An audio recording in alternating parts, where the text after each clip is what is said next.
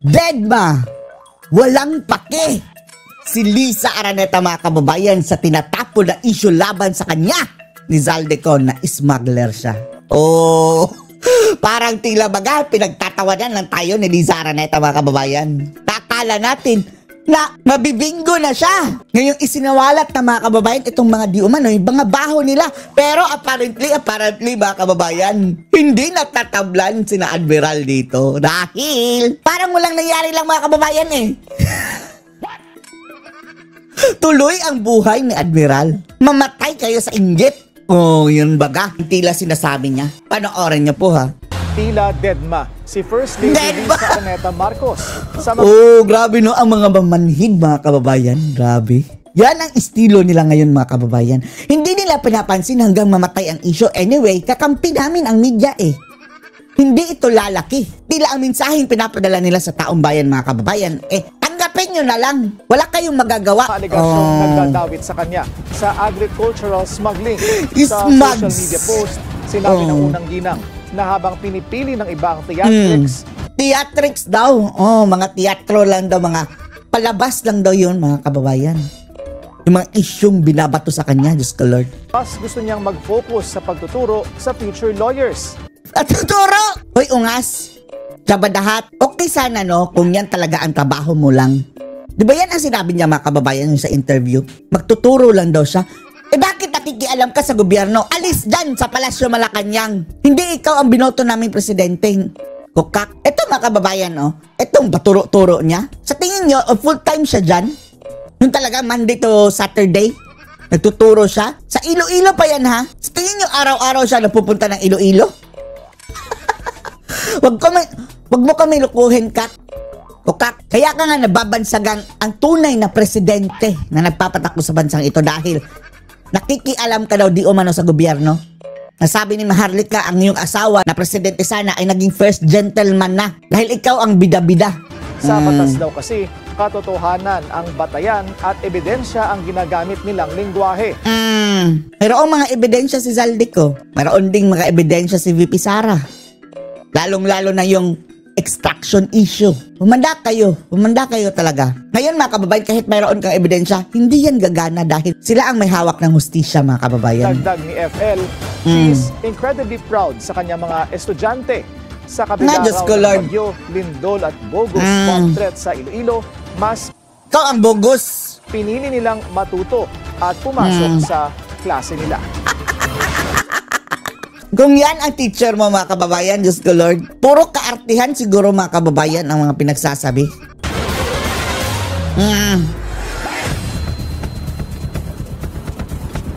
Isa-isa nang dumudulog sa ICI ang... Oh, speaking of mga kababayan, Kukak. Ito naman mga kababayan, ang anak ng palaka, Tadpol. Ng budol. Oh, budol na naman mga kababayan. Haharap daw siya sa ICI. Matapos siya ma-implicate ni Zaldico mga kababayan. Para daw mapatunayan ang kanyang pagka-inosente niti. Wow! Para lang pumasok ito sa laundry house mga kababayan, no? Ang ICI ang nasisilbing laundry house mga kababayan ng mga ungas na to. Dahil pagdating nila dyan, mawa-whitewash sila mga kababayan eh. Kagaya ni Tambaluslos. Wala talaga nakita daw ang ICI na anomalya kay Tambaluslos mga kababayan. Gayon din ang mangyayari dito kay Sandro ngayon mga kababayan. Sa likod ng kaliwat kanang, ay nako, aso na lang mga kababayan siguro. Ay pati aso nga siguro. Alam ang pinagagawa ng mga gunggong na to. Mga kongresistang nais tumulong sa investigasyon nito kaugnay sa flood control scandal. Sige, manloko kayo, Charis. Handa rin daw humarap si Presidential son Sandro Marcos dahil wala naman daw siyang tinatago. Walang tinatago. Oh, garapalan na nga kayo eh. Harap-harapan na mga kababayan. Hindi pa rin umaamin. Yan ang agenda report ni Ian Maghanoy. Dumating na sa tanggapan ng Independent Commission for Infrastructure o ICI ngayong Huwebes sina Quezon City 5th District Representative Patrick Michael Vargas ang taba na rin, oh. At Quezon City 6th District Representative Marivic Co. Pilar. Tapos, how about yung sa Quezon City daw mga kababayan ng mga representatives, kadalasan daw dawit, except sa isa, anak ni Raffy Tulfo mga kababayan. Bakit? Oh, Talaga ba na walang galis yung anak ni Raffy Tulfo? Kapwa silang nagbigay ng salaysay bilang parte ng investigasyon sa flood control scandal. So paano ito mga kababayan? Itong mga sinasabing mga kurakot ay parang naging resource person pa ngayon. Si Vargas at Pilar ay kabilang sa mga mambabatas na itinuturo ng Diskaya couple na pawang sangkot sa umunoy pagkubra ng 10 to 20% na kickback mula sa mga maanomalyang proyekto. Pero tulad ng mga nauna ng mga inimbestigahang mga mambabatas, naging mailap rin sa mata ng publiko ang dalawang kongresista. Akala ba namin ila-livestream nyo na? Bakit wala mga kababayan? Hindi naririnig natin yung mga pinag-usapan nila. Kapwa sila nag-request ng executive session para sa Executive session? Tumangling magbigay ng panayam. Grabing at mga animal na sa to. loob ng kanilang sasakyan. Bagamat di ko mambibig ng mga kongresistang under Yung nakawan nila mga kababayan, palihim. Tapos ang kanilang paggulong dito sa kaso kung saan mananagot sana sila mga kababayan, executive session. Palihim din. investigation. Lord. Ilang kongresista naman ang nais makipagtulungan sa ICI. Ayon Sino kay yan? ICI Executive Director Brian Hosaka, nakatanggap ang komisyon ng liham mula kay House Majority Leader at Presidential son Sandro Marcos. What a joke, what a joke, what a joke. What do you expect mga kababayan? Ang ICI, itinatag ng presidente. Tapos ang anak niya, na isa sa mga akusado mga kababayan sa korupsyon, willing na pumunta doon para magpaimbestiga. Sa akin siya itinatag na kanyang ama. School. Naka-address ito Ay, kay nako. ICI Chairman Andres Reyes Jr. Sige, bibilisan yan nila mga kababayan na ngayon pa lang habang presidente pa si BBM. Maaabsuelto na sila. Nang sa gayon, sa susunod na presidente, cleared na sila mga kababayan. Quits lahat yung mga pera na nakamal ng mga taong ito mga kababayan. Dahil sa liham ni Marcos na wala umano siyang tinatago at handa siyang makipagtulungan sa komisyon. Magpa-hair follicle drug test ka. Wala kang tinatago. Ayon pa sa kongresista, nirerespeto nito ang mandato ng komisyon. Na ang amo ay yung tatay. Ang Lord. layunin nito na ungkatin ang katotohanan sa likod ng flood control scandal. Ay, Hindi nako. nakasaad sa liham ang request ng executive session kung saan inaasahang May resibo si Zaldico. 2023 ka pa lang ha. Nag-i-insert ka na Sandro. magiging live stream ang pagdinig. If you read the request of Congressman Sandro Marcos, it was not stated there. So based on our rules, Eto mga kababayan, no? Eto no, ang nangyayari niyan mga kababayan, yung ICI, hindi naman sila nagkakaso mga kababayan dahil ini-endorse nila sa ombudsman. Parang naging screening sila mga kababayan nangyari dyan. Sila ang taga-filter o sino ang dapat kasuhan. Daan muna kayo dito. Dahil lahat ng mga yan mga kababayan ay appointed lahat ni Marcos mga kababayan. Dumaan kayo muna dito. Pipiliin natin kung sino ang ating i-endorse sa ombudsman. Ganyan ang nangyayari mga kababayan. At pagdating sa ombudsman mga kababayan, another filtration na naman. Andun si Boying Pipiliin na naman mga kababayan kung sino ang kakasuhan. Ay nakong Marcos administration talaga. For an executive session, the vote will be live streamed. Kabilang si Marcos sa mga pangalang binanggit kamakailan, Ay, former nako. Apo Bicol Party List Representative at Oh, grabe no? Galing sa lolo, anak, apo. Eto mga kababayan, kung patutuloy pa ang pagka-presidente nito, yan ang balak nila mga kababayan Pangarap daw yan Admiral mga kababayan ang naging presidente ito. Kung si Senior, ang kanyang abilidad sa makating kamay mga kababayan sa korupsyon, dinoble ni Junior. Etong apo mga kababayan, baka triple pa. Dahil ngayon pa lang, umpisa pa lang mga kababayan. Nababalot na sa issue ng kurakutan. Totoo itong issue ng kurakutan na issue ha. Si Zaldico na mismo ang nagsabi. At mayroon siyang ebidensya dyan mga kababayan. Sa GAA mismo, in-insert ni Sandro. Operations Committee Chairman Zaldico na aniya ay nauugnay sa 2025 50 billion pesos na budget insertions. Tapos ito pa mga kababayan ang may ganang nagsabi na hindi daw nila kadugo si Amy. Tila ba ini-implicate niya mga kababayan na anak sa ibang lalaki si Amy? Ikaw nga ang pinagdududahan, Sandro. Yan sa itsura mo. Malayo ka raw sa itsura ni Marcos Jr. Ang mga netizens nagsasabi, mas kamukha mo daw yung isang kabarkada ni Junior. Ewan lang natin. So kung hinahamon mo ng DNA test si Amy Marcos kung anak ba siya talaga ni Imelda at ni Marcos Sr. Sabay kayo. Patunayan mo rin na anak ka ni Junior. Sige Sandro, go. Budget insertions. Dahil yan ang usap-usapan lang Hindi yan mawawala mga kababayan, yung usap-usapan yan na. Itong si Sandro, kaduda-duda daw ang itsura mga kababayan dahil kamukha nung isa. Hindi lang natin babanggitin kung sino yung kamukha. I-research na lang mga kababayan. Maliban sa naturang kongresista, isang nagpakilala rin Grabe, hanip ang ano na to. Gupit. Bacolod City ang sumadya sa komisyon upang hilingin ang investigasyon sa kinabibilangang lungsod na aniyay may nasa 50 kahina-hinalang flood control projects. Bitbit niya ang isang bungkos ng papel na ito na naglalaman ng mga pangalang na sino ang proponent niyan? Paimbestigahan, partikular na anya ang local contractors at lokal na opisyal ng lungsod. Hindi naman necessarily ghost. Kasi the issues are ghost projects, and the issues include like substandard project. Mga substandard. Ito no, madali lang naman yan mga kababayan no.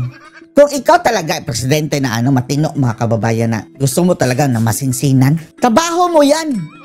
Trabaho mo yan. Gamitin mo ang iyong intelligence fund o ano pa bang mga fund dyan na sobrang bilyon-bilyon mga kababayan para mag-mobilize ng mga tao na i-check ang isa-isa ang mga proyektong ito kung existing ba o hindi.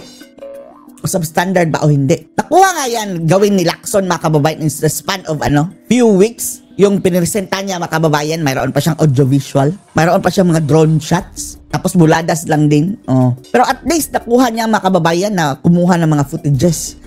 Hindi ba yan kaya na presidente mga kababayan? Hindi necessary na siya mismo ang pupunta doon kaway sa hangin, magpa-photo ops mga kababayan. Mag-mobilize ka ng mga tao. At kalakip nun mga kababayan, pakunan mo ng video. Per province. Gawin mo yan per province. Diyan makikita natin kung talagang nagawa ang proyekto o hindi. Ay nako.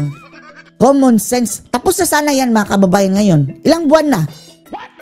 Hindi pa natin alam kung, ay nako, talagang nagawa ba lahat ng mga project o wala. Bridge, sira yung mga wall. Sa ngayon, Eto si BBM mga kababayan, umaasa pa mga kababayan sa sumbong-sumbong daw sa Pangulo website. Inatas niya mga kababayan ang pag-check doon sa mga tao na magsusumbong. Paano kung walang magsumbong? asa ang Independent Commission for fake na pagsumbong lang. Infrastructure na may sasakatuparan na ang online live streaming ng pagdinig. Ngayong hindi naman nag-request si Presidential Son at House Majority Leader Sandro Marcos ng executive session. Matatapos na lang yan mga kababayan, wala pa yung online na pagdinig. Gayunpaman, inaasahan na ng komisyon na magpapatuloy ang executive session na hinihiling ng mga iniimbestigahang mambabatas para sa kanilang pagdinig. Para sa agenda, Ian Maghanoy, Bilyonaryo News Channel. Lokohan. Sinampahan ng tax evasion kaugnay sa flood control scandal. Bukod sa multa, 10 taong pagkakakulong ang naghihintay sa kanila. 10 taong pagkakakulong. And after 10 years,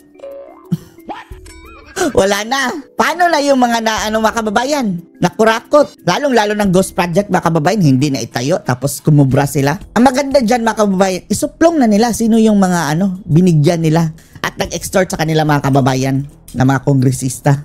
Narito ang agenda report ni Elijah Bonzo. Naghain na ng reklamo ang Bureau of Internal Revenue laban sa mga opisyal ng Sims Construction and Trading and IM Construction Corporation na kapwa dawit sa maanumalyang flood control projects. Ang una po na sinampahan natin ng kaso ay si Sally Nicolas Santos. Siya po ay proprietor ng Sims Construction Trading. Nagsampa po tayo ng kaso na violation ng Section 254 of the National Internal Revenue Code o tax evasion. Bukod dito, hinainan din ng kaso si Santos para sa paglabag sa Section 255. Sa tax evasion pa sila nadali mga kababayan, pero gusto natin talagang doon sa sa mga anomalya mga kababayan sa proyekto. Dahil kung tax evasion lang mga kababayan, hindi yan makukonek sa mga congressman. Or willful failure to supply correct and accurate information. Kaugnay ang mga ito sa Gross Flood Control Project nila sa Baliwag, Bulacan na nagkakahalaga ng 57... Bakit hindi graft and corruption? Para ma-connect din mga kababayan doon sa government officials. 73 million pesos. Nag-file po siya ng tax return sa Bureau of Internal Revenue at nagdeklara ng deductions or construction cost. Subalit, since wala naman pong actual na proyekto na nagawa, di ibig sabihin fictitious itong deductions, non-existent. At ito po ay ginawa lamang para maiwasan ang pagbabayad ng tamang buwis. O sige, pero kasuhan nyo yan. Pero wag lang yung kasong yan. Kasuhan nyo rin yung taga DPWH bakit sinabing tapos na. And then, i-interrogate nyo itong taong ito, construction na ito, dahil sinong pinagbibigyan niya ng mga datong mga kababayan. At nakalusot lang siya ng ganyan-ganyan, di ba? Katulad ni Santos, kumakaharap din daw sa parehong mga kaso ang presidente ng IM Corporation ni si Robert Imperio at treasurer na si Marie Jean Imperio. Para naman ito sa nadiskubreng ghost project nila sa Hagonoy, Bulacan na nagkakahalaga 108 million mga kababayan ghost project ng 108.56 million pesos. Sumatotal sa assessment ng BIR, mayroong 13.8 million pesos in total tax liabilities ang dalawang kumpanya.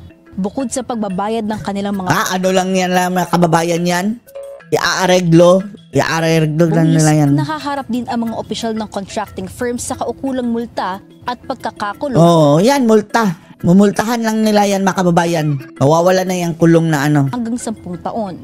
Nagpapatuloy daw ang investigasyon ng BIR sa iba pang mga proyekto nila, gayon din ng iba pang contractor na nadawit sa mga maanumalyang proyekto. Ito ang ikilabing-dalawang criminal complaint na naisumite ng BIR kaugnay ng flood control scandal na tinatayang 8.87 billion pesos ang total tax liability. Para sa agenda, Laja Bonzo, Belinar News Channel. May panawagan ang mga grupo ng negosyante kasama ang Makati Business Club at Management Association of the Philippines. Hiling nila na mag-submit ng Statements of Assets, Liabilities and Net Worth o SALN ang lahat ng opisyal ng gobyerno. Kailangan din itong ma-verify ng mandatory lifestyle check. Paano na yan mga kababayan ang yung ilan nagsasabit ng SALN mga kababayan, hindi kasalba ang kanyang asawa. Kagaya ng Kiko Pangilinan, Cheese Escudero, at marami pang iba mga kababayan. Paano kung doon tinago ang pera? Ng mga grupo. Kung walang verification, symbolic records lang ang mga SALN. Oo nga, hindi magiging epektibo. Wala namang tanga mga kababayan na talagang ilalagay nila dyan sa kanilang account mga kababayan yung ninakaw talaga. Kung mayroon man, hindi masyadong ganun kalaki. Sa iba yan, tinago mga kababayan o cash yan. Panlaban sa korupsyon. Dagdag pa nila, hindi na dapat hayaang manatili ang pagnakaw sa kaban ng bayan ng mga tiwaling individual. Ay nako, lahat ng ito mga kababayan matatapos kung mag-resign yan si BBM. Tulad sa opisina ng Pangulo, mabilis ding lumusot sa Senado ang proposed 2026 budget ng Office of the Vice President. Nasaan naman ang mga alipores yung mga sinavirus mga kababayan, si Pagpag at si Kiko Matsing, hindi nakaporma mga kababayan, lalong-lalo na sa Hontiveros dahil nahihiya na yung humarap mga kababayan Dahil nabuking mga kababayan na mas malaki pa, double, triple mga kababayan, ang laki na kanyang insertion mga kababayan, budget na napapanel sa kanya mga kababayan kumpara kay VP Sara. Isipin nyo na lang 2025, andun mga kababayan sa listahan, 3 billion! Si Katunying mismo ang booking nito mga kababayan. 3 billion ang insertion ni Risa Hontiveros. Mayroon siyang mga flood control. Ang kapal ng mukha. So wala na siyang mukhang ihaharap kay Sara mga kababayan. Baka ibalik sa kanya ang tanong. Present si VP Sara sa deliberasyon pero no comment siya sa mga alegasyon laban kay PBBM. Oo nga, bakit siya ang tatanungin nyo? Si Bangag ang tanongin nyo. Itong agenda report ni Hanafi. Intriga na kasi mga kababayan, intriga na naman tapos ititwist na naman ni Claire Castro ang sagot niya. Thank you. Next year na. Next year na kayo ma-intriga. Next year na lang daw sasagutin ni Vice President Sara Duterte ang mga tanong tungkol sa ongoing corruption issues sa gobyerno. Bakit? Bakit siyang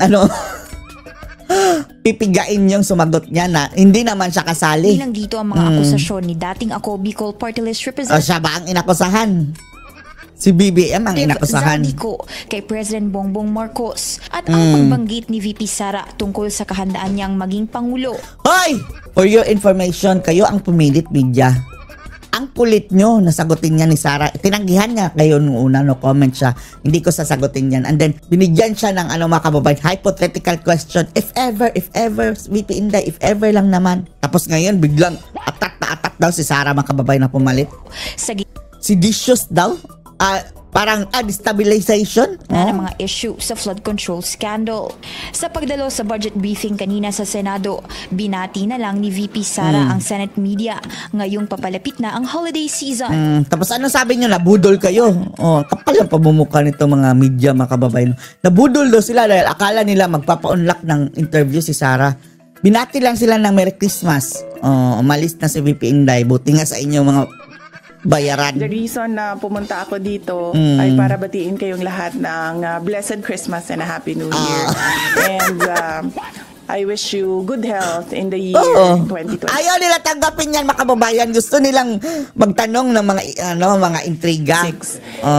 Nagpasalamat din ang bise sa Senado dahil sa loob lang ng higit kumulang 5 minuto, inaprubahan na ang 889 million peso budget. Ang tuta, mga kababayan, tuta Soto. Grabing plastikan, mga kababayan. Tapos may paakbay-akbay pa kay Sara. Yak!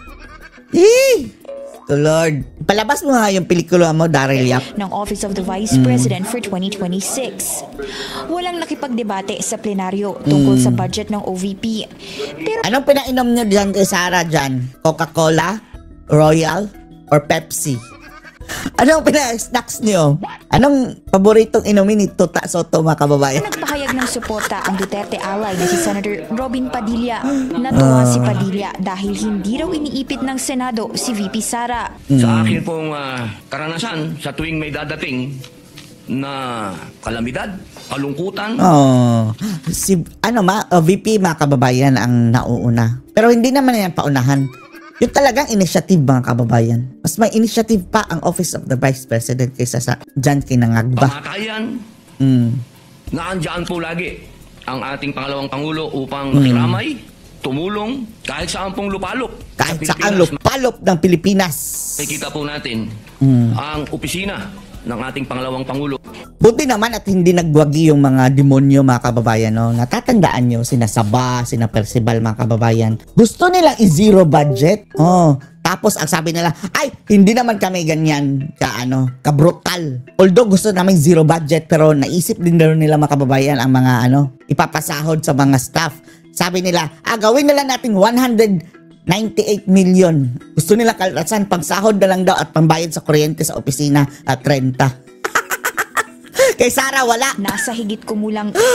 mission failed.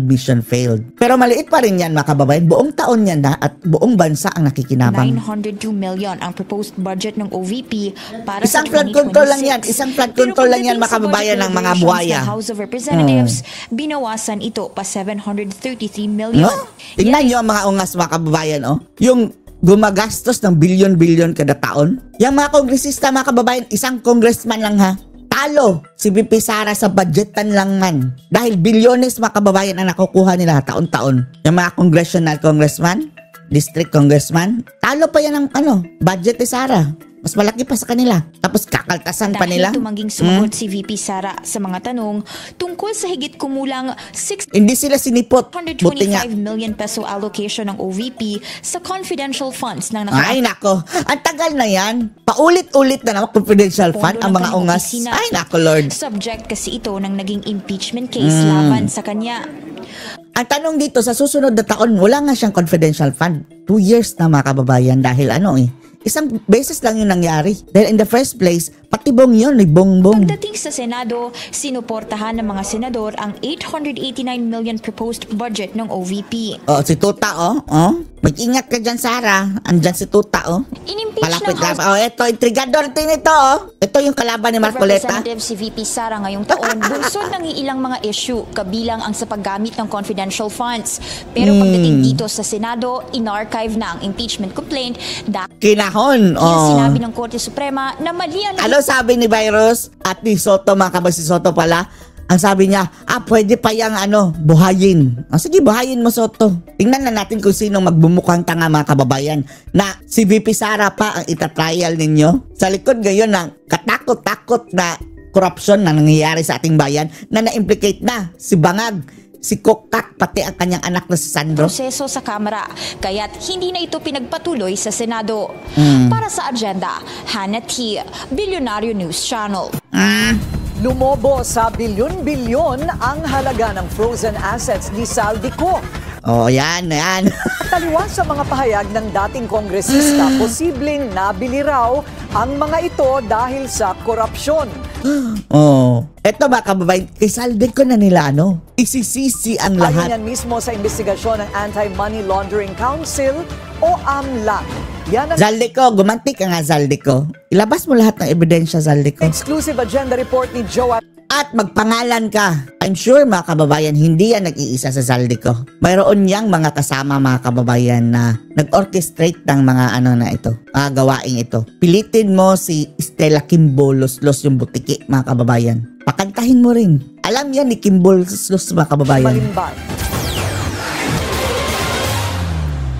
Mismong si Pangulong Bongbong Marcos na ang nag-anunsyo kahapon na nakasecure muli ng freeze orders ang Anti-Money Laundering Council para sa iba pang assets ni ex-Ako Kailan freeze ang nyo, Marcos? Yung pera ninyo? Party List Representative Zaldico. Isa lang po ito. Mas marami pong asset ay mapofrozen para yung mga asset mo, kailan mapofroze? Mapi-freeze pala. Ibalik ang pera ng tao sa kanila. Hindi nyo nga ibalik ang pera ng taong bayan na ninakaw ng iyong tatay? Mayroon pa nga desisyon ang Korte Suprema mga kababayan, bilyones ang dapat bayaran nito. Tapos ngayon mga kababayan, parang tagapagtanggol ako para maibalik ang pera ni ninakaw ni Zaldico. Si Zaldico lang ba ang nagnakaw? Eto mga kababayan, hindi tayo naniniwala na walang nakulimbat si Zaldico. Meron yan. Pero hindi tayo naniniwala din na siya lang. Kaya yang mag-isa. Never. Ito po ang aming pangako that the money of the Pangakong people will be given back to the people. Nakuha ng Bilyonaryo News Channel ang ilang legal documents na nagpapakita ng breakdown ng most recent batch of assets ni Ko na pinatawan ng freeze order. Ayon sa investigasyon ng AMLAC, ang assets na ito may probable cause para sabihin ngayon mga kababayan, nagkakandara pa silang i-freeze ang asset, i-sequester ang asset dahil kumanta na.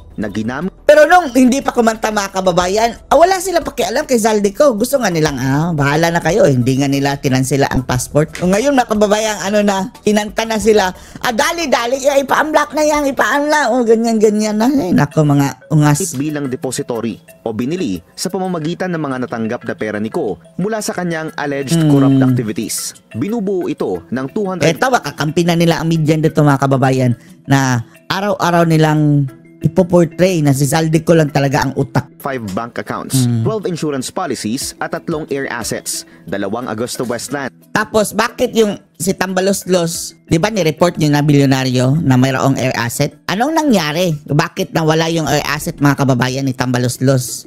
Bigla. AW1398 at isang Gulfstream G350. Nirehistro ang 2 Augusta Westland noong 2021 at ang isa naman ay noong 2024. 919.1 million pesos ang presyo ng isa. Samantalang ang Gulfstream na niregister noong 2024 nagkakahalaga naman ng mahigit 2 bilyong piso base raw sa initial financial investment. Sige, confiscate nyo na yan. Pero ang tanong, yung kay Tambaloslos, maliwanag na nireport ng bilyonaryo mga kababayan yan. Nasaan? Aabot sa 3.9 billion pesos ang recorded total inflow transactions ni Ko sa loob lamang ng 4 na taon mula 2021 hanggang 2025 noong siya ay kongresista na. Mas malaki ito kumpara sa kabuuang recorded inflow niya sa loob ng 7 taon mula 2012 hanggang 2018 noong hindi pa siya nakaupo sa Kamara. Gayon din mga kababayan, the same. Yan, walang duda mga kababayan yung pagiging kurakot ng mga taong iyan. Pero subalit datapwat. Ang kaduda-duda lang dito, bakit si Zaldico lang ang kanilang ginigipit ng ganyan mga kababayan? Gayong lahat sila bumangag. Dagdag pa riyan, taliwas sa mga pahayag ni Ko na wala siyang natanggap na pera sa mga umano'y anomalya sa budget insertions. Sinabi sa AMLAC investigation na posibleng aabot sa 10.4 billion pesos ang estimated total kickbacks na natanggap ni Ko mula 2023 hanggang 2025. Matatandaan ding una ng itinanggi ni Ko na may... Yan sige, kung yan ang nakuhang kickback ni Zaldico, posibleng totoo mga kababayan. Pero, how much more? Magkano ang kickback ng talagang utak niyan mga kababayan ng Kurakutan, yung sentro ng Kurakutan. Yan na lang ang isipin nyo. Interest pa siya sa SunWest Corporation, isa sa top contractors ng pamahalaan na nakatanggap ng bilyon-bilyong pisong proyekto sa DPWH. Una na rin itong nasangkot sa Pharmaly scandal noong 2020 at overpriced laptop sa DepEd noong 2021. Pero base sa investigasyon ng AMLAC, si Ko pa rin ang may hawak ng pinakamalaking bahagi ng shares sa kumpanya. Sinilip din ng aming team ang frozen bank accounts ni Ko. Ilan dito? Joint accounts mismo ni Ko at ng SunWest Construction and Development Corporation. Base umano sa mga ebidensyang ito, nananatili pa rin ng malaking indication ng financial interest ni Ko sa SunWest ayon sa AMLAC. Pero paninindigan niya, wala siyang natanggap na pera sa mga nangyaring pagnanakaw sa pondo ng bayan. Sa kabuuan, walang maniniwala dyan mga kababayan na wala. Ni Ko ang may freeze order mula sa AMLAC ayon kay palusot na lang yan mga kababayan. Siguro umaasa pa siya na makakalusot. Ayaw niya mga kababayan na i-incriminate ang kanyang sarili. Right for self-incrimination yan mga kababayan. Pero mas mabuti mga kababayan na talaga mapatunayan na talaga mayroon siyang kinurakot. Dahil mas mapapadali mga kababayan na mapatunayan na mayroong mas head pa sa kanya. Mas ulo pa sa kanya mga kababayan sa korupsyon. PBBM, may multiple cases of Graft and Corrupt Practices Act na rin na nakasampa laban sa kanya sa Sandigan Bayan. Bagaman sinabi ng pamahalaan na patuloy ang pagpapaigting ng paghahanap sa dating kongresista, hindi pa rin tukoy sa kasalukuyan kung ano ang eksaktong lokasyon nito. Bakit hindi ba pwedeng mga kababayan, i-interrogate yung abogado? Dahil sabi ng abogado ni Zaldico mga kababayan nakakausap pa niya sa telepono. Di ba may number yan? May country code yan mga kababayan kapag tatawag ka sa telepono. Di malalaman doon yung number. Matapos nitong lumabas ng bansa para sa agenda, Joash Malimban, Billionaire News Channel. Re-rest back si Agriculture Secretary Francisco Q. Laurel to the rescue ang taba mga kababayan kay Lisa Araneta. Itong idawit ni Zaldico sa umano'y anomalya sa importasyon. Hindi lang siya ang dinawit mga kababayan, pati yung si Kukak. May hamon din ang kalihim sa dating kongresista. Ang detalye sa agenda report ni Charmaine Abong ng Abante. Abante Leleng. Inihahanda na ni Department of Agriculture Secretary Francisco Laurel Jr. ang pagsasampa ng cyber libel case laban kay dating Ako Bicol Representative Sige, magsampa ka na cyber libel. Ito ng mga paratang ni Ko tungkol sa umano'y irregularidad sa sektor ng agrikultura. Sa press conference, mariing pinabulaanan ni Laurel ang mga aligasyon ng dating congressman hinggil sa umano'y anomalya sa pag-aangkat at pamamahala ng sibuyas at sukal, bigas at isda. Pinanindigan din ng kalihim na walang basihan ang pahayag ni Ko na hawak umano ni First Lady Lisa Araneta Marcos. Eto na sinasabi natin na to the rescue kay Lisa Araneta mga kababayan. Best friend din ito ni BBM Itong matabang ito mga kababayan na kahit saan napunta mga kababayan na bansa, talagang nakabuntot ang Department of Agriculture Secretary. Sa mga foreign trips si BBM. Ay nako. Ang mga rice importer. Ito ho yung confidential report na sinabit namin sa Kongreso. Wala akong pangalan First Lady dito. Natural, ilalagay nyo ba? Napakasinungaling talaga. Idinitali rin ni Laurel ang mga isa pa tong dingbak siya mga kababayan. Ito sama-sama talagang babangag tong mga salot. Tanggi niya sa mga kahilingang import allocation umano ni Ko mula sa 200,000 metric tons ng asukal na ipinakikiusap noong 2024 hanggang sa 3,000 container ng isda para sa mga kumpanyang inendorso ng dating kongresista. Kasunod nito, tinawag pa ng kalihim na mananahi si Ko dahil umano sa husay niyang manahi ng kwento. Personal observation lang. Ito na lang, Manong. Bakit nangyari ito na nagawa yan lahat ni Zaldico? Ganyan na ba ka-powerful si Zaldico? Nadaig pa niya ang presidente? Ang kaya niyang gawin yan ng nag-iisa? Single-handedly? Kapit patalim na yan. Kapit patalim ka na rin. Diba? Kayo, kapit patalim, tinuturo na rin kayo. His back is against the wall. So, siguro ang concept niya kung ako Kung ako, kayo talaga susunod. Be careful what you wish for. Humanda kayo. Sama-sama na tayo lahat. Sama-sama kayong babangag. Dahil talagang kasama kayo in the first place. Hinamon din ni Laurel Seco na umuwi na ng bansa para harapin ang mga kinakaharap nitong patong-patong na kaso. Para sa agenda, Charmaine Abong, Abante. Abante Liling! Speaking of Abante mga kababayan, si Abante willing daw magbigay ng pamasahe sa mga taong titistigo mga kababayan laban kay dating Pangulong Duterte. O ganyan sila kahudas. Naging mainit ang pagsala. Isa din sa Abante mga kababayan, dapat imbestigahan din yan sa flood control. Dahil nabuking mga kababayan galing mismo sa kanyang bunganga. Chinek ko ang aking district engineer. Ang aking engineer daw niya mga kababayan. Walang hindi kami kasali sa listahan. Booking na booking mga kababayan. Sinabi, mayroon ka palang engineer. Ayun, biglang kambyo mga kababayan, Abante Liling. Ng DOH sa budget deliberations ng Senado. Nauwi pa ito sa hamon na resignation kay Health Secretary Ted Herbosa. Alamin kung bakit sa grabe yan, nagkahamunan mga kababayan, nagkahamunan. Ng Abante. Ano ba yan si Herbosa? Hindi tayo nakasunod dito sa DOH mga kababayan kung anong kaliskis nito, no? Pero basta under kay Bangag mga kababayan, kaduda-duda. In 1 week, magre-resign ka? Yes.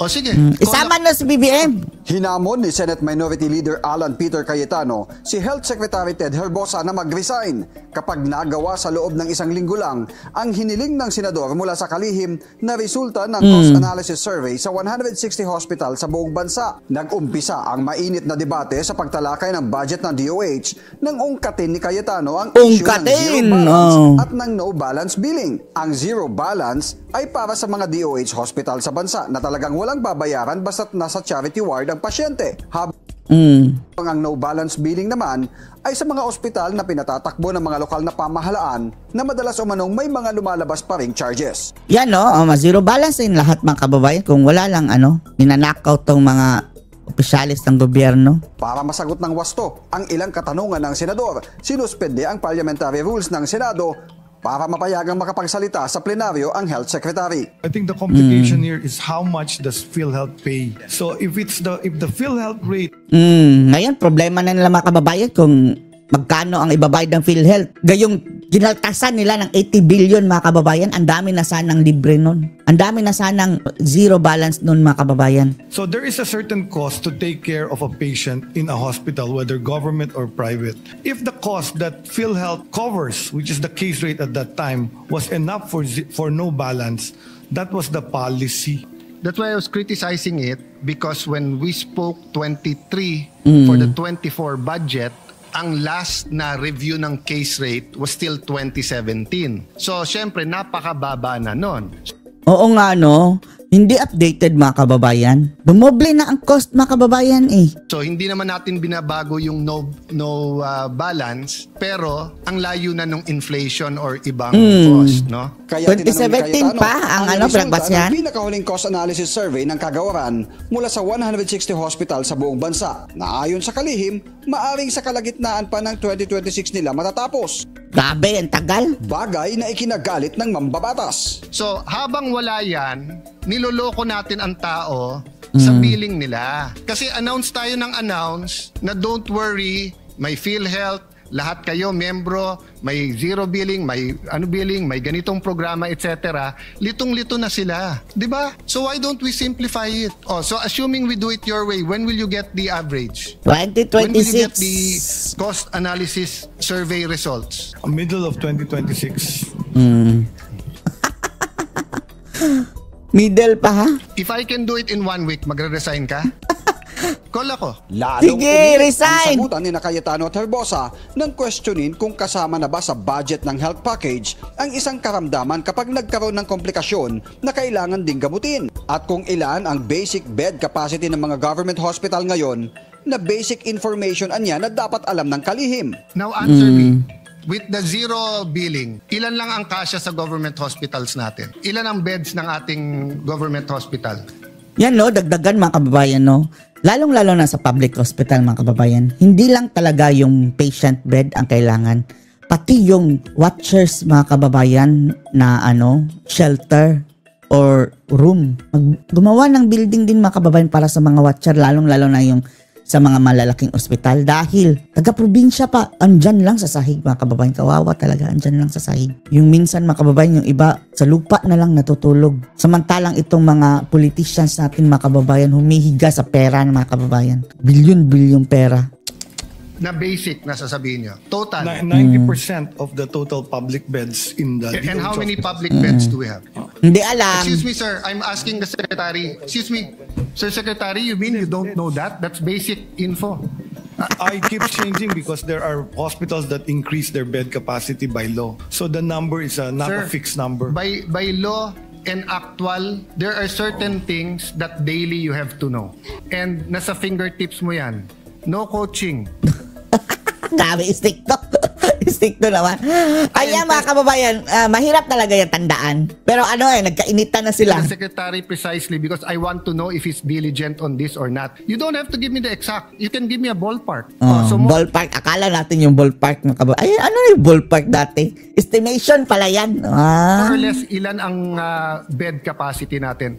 Sir, Mr. Sergeant of Arms, pakitanggal yung naka-black na jacket. Sinabi ko na no coaching eh. Please leave the room. Dito, sinuspindi na muna ang debate sa budget ng DOH kagabi at itutuloy na lang ngayong gabi ang deliberasyon. Para sa agenda, Dexter Ganibe, Bad tililing. Anong masasabi niyo dito mga kababayan? Post your comments below.